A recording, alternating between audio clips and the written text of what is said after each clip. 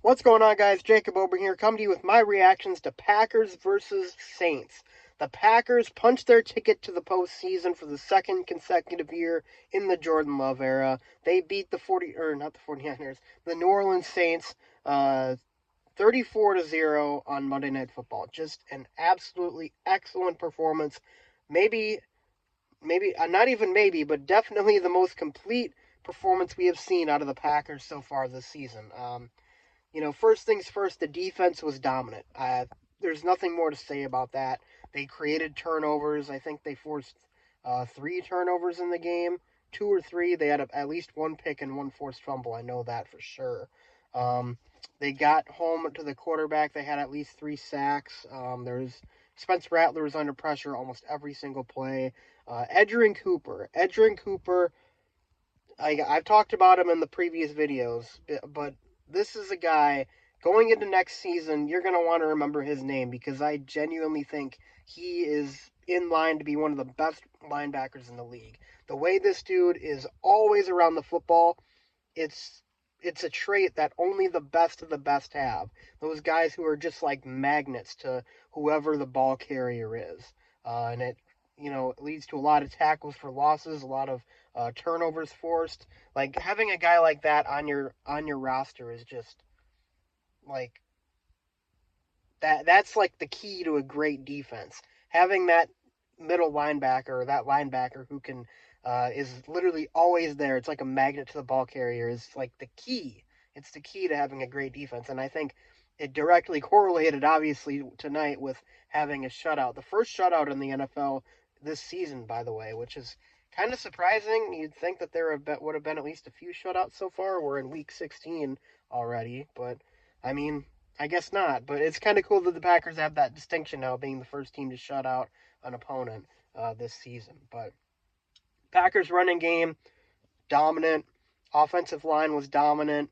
Josh Jacobs did his thing. He had at least 100. I think he had 107 rushing yards, and he had at least a few catches for sure. He had a touchdown. Then Chris Brooks and Emmanuel Wilson, the two backup running backs, also had touchdowns.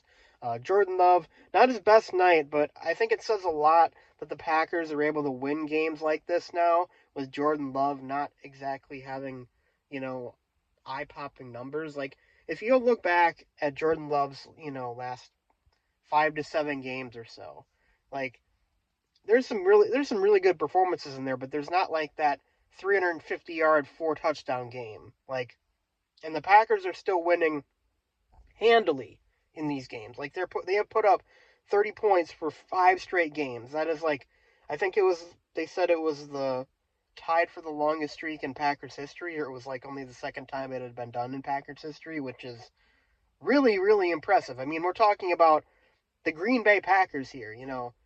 We've had offenses, anchored by Brett Favre and Aaron Rodgers, guys like Jordy Nelson and Donald Driver, and Antonio Freeman, and even going back further, Bart Starr, uh, and John Taylor and stuff like that. Like those are some of the greatest offensive players of all time, and for this to be, the only the second time that the Packers have done this. That's really impressive. And this offense, it was a little bit shakier in the second half. I will note that. Of course, I'm not exactly sure how much that has to do with, just not clicking like they were in the first half, or just maybe just kind of knowing they had the game wrapped up at that point and not wanting to be too aggressive. But the offense definitely took a step back in the second half. They didn't really put together the kind of drives they were putting together in the first half. But, I mean, they scored 34 points. So you can't really be mad at that. I'm certainly not mad at that either. So, um, you know, just an overall tremendous game. Like, everybody contributed. Like, Love had a touchdown pass. Jacobs had a touchdown run. Brooks and Wilson both had touchdown runs.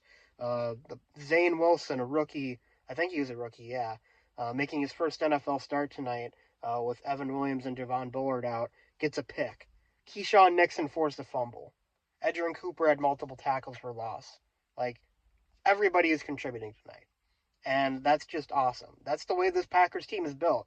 There's not really that guy with, like, the, you know, league leading in passing yards or rushing yards or whatever. I mean, Jacobs is certainly up there, but like there's just not like there was looking at the receiver group, like everything's very spread out. Looking at the defense, everything's very spread out. There's not the guy with like 15 sacks. There's not the guy. I mean, I guess there is the guy Xavier McKinney with 7 interceptions, which I think is still number one in the NFL, and Kirby Joseph might have passed him already by now, but since it's been more than a few games since McKinney has gotten a pick, but still, like there's not that guy with those gaudy numbers that was like, you know, award winner of the year numbers that you'd expect a team that's doing this well to have. So that just tells me that this team is really balanced, and that balance is something that leads to success. And I think that's partially what's going to have a it's partially going to be something that helps the Packers stick out going forward. And they're going to be a team that, like, if one guy's not having a great night, they can rely on another part of their game. A lot of NFL teams obviously have this too.